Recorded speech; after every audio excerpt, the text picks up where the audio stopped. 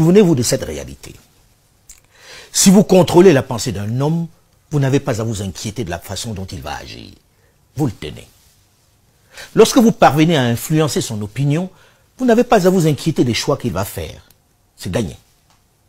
Lorsque vous parvenez à convaincre un homme qu'il est inférieur, vous n'avez pas à forcer pour qu'il se sente inférieur, qu'il se sente un sous-homme.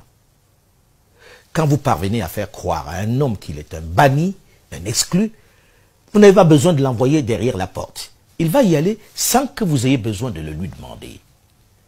Et c'est cela la guerre du narratif que mènent les grandes puissances en consacrant des sommes colossales pour maintenir leurs médias à flot, afin de leur permettre d'arroser la planète entière de façon discontinue.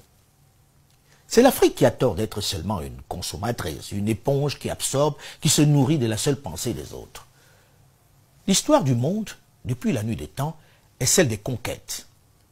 Et ceux qui dominent sont ceux qui savent imposer leurs idées, leurs pensées, leurs visions. Aux Africains de prendre la main en ce moment où au nord on doute, on tergiverse et cherche un nouveau cap. C'est une réelle opportunité. Cela passe par une réelle stratégie et non par le ressentiment.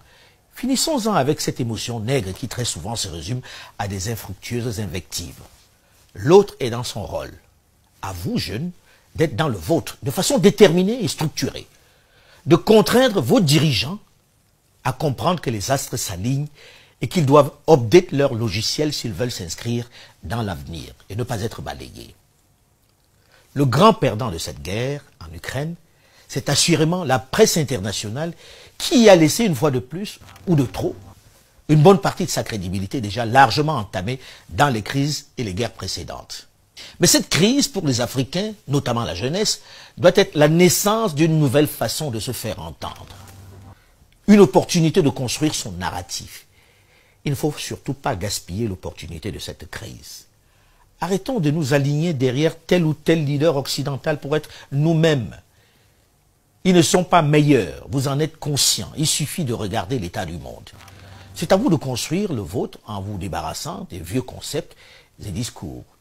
Ils sont trop souvent obsolètes.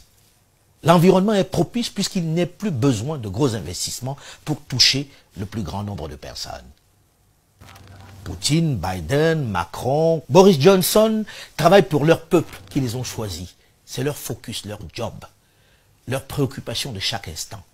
Et ils le font avec passion. Ce n'est pas leur rôle de penser en même temps aux soucis d'un continent largement plus vaste, plus peuplé et potentiellement plus riche que leur modeste territoire. Cela a quelque chose d'humiliant de penser qu'au XXIe siècle, on continue au sud du Sahara d'espérer que c'est eux qui vont également y impulser le développement. Quelle ineptie! Ou on est des êtres humains à part entière et on se prend en charge, ou on est des sous-hommes et on se résigne à être ainsi traités. Et je crois que c'est inacceptable de penser, ne serait-ce qu'un dixième de seconde, la seconde option. Alors mettez un terme à cette incongruité. On utilisera les mêmes médias pour vous taper dessus, pour vous diviser, pour vous sanctionner, pour vous contrarier. Et ça fait partie du jeu. Et désormais, vous connaissez mieux que nous, mieux que ceux de ma génération et celle de mes aînés, les règles du jeu. Je reviendrai, Inch'Allah, sur cette question des médias internationaux et leur financement dans une prochaine chronique.